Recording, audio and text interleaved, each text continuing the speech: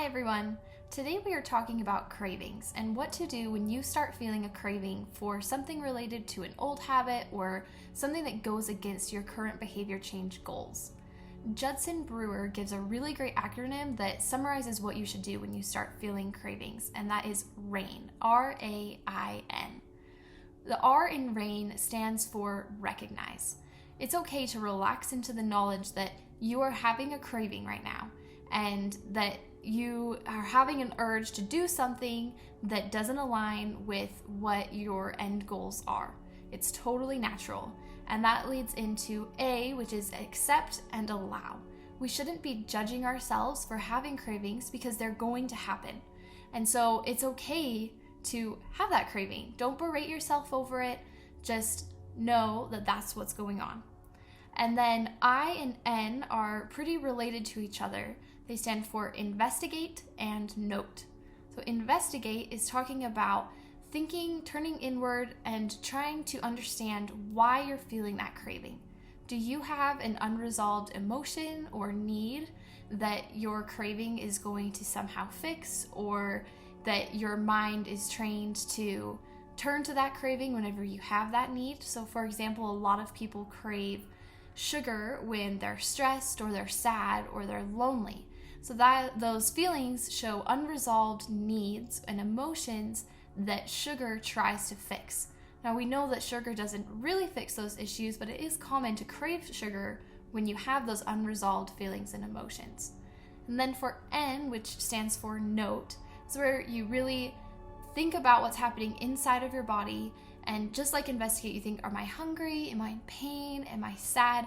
And you can actually note that. You can write down, okay, I'm craving sugar, and that is because I'm hungry. I haven't had lunch yet today, and I like sugar, but I can eat something that's healthier, that's a better choice. Or I'm craving sugar because I am sad or lonely, and now I know that when I'm sad and lonely, that's a trigger for craving sugar, and so I need to avoid those situations or come up with a better solution than sugar for when I'm feeling sad or lonely.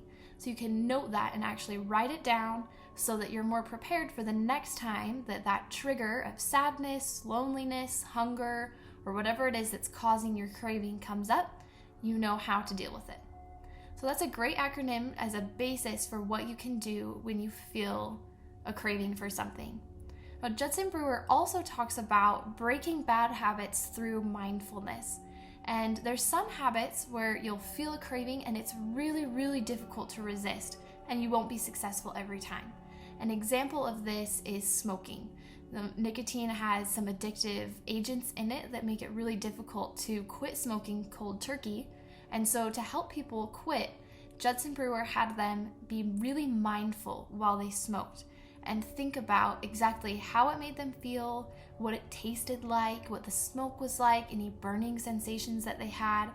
And as the people that participated in his study smoked mindfully, they started to be disgusted with the act of smoking and how they felt while they smoked. One lady said, "When I smoke now, it smells like chemicals and it tastes like stinky cheese." And so it made it easier for her to resist that craving next time because she had really thought about how it felt while she smoked. Another example of where this could come in handy is with our sugar example. I find often myself when I'm eating sugar that the actual act of eating the sugar isn't as great as I thought it would be and really doesn't solve the reason for why I'm eating it. I'll eat a candy bar, and if I'm really mindful about it, I'll find that the chocolate is kind of waxy, or it leaves a funny texture in my mouth, and it's not really that satisfying, which makes it easier for me to say no next time or to have a little bit less next time. This can also go the other way, to where if you actually genuinely enjoy eating those sugary foods and you have a hard time breaking that habit, something that you want to step away from, you can eat mindfully to really enjoy the experience while eating less sugar. So you don't have to eat a whole piece of pie to get the full experience. You can have a few bites, but really savor those bites and think about the texture and the flavor and the color and the smell and the whole experience to really feel satisfied without actually eating as much of that sugar. So those are a few examples of things that you can do when you're feeling cravings and ways that you can help break down the power that cravings have over you and your actions. I hope you can put that into practice this week, and I'm excited to hear about your experiences. Have a great day.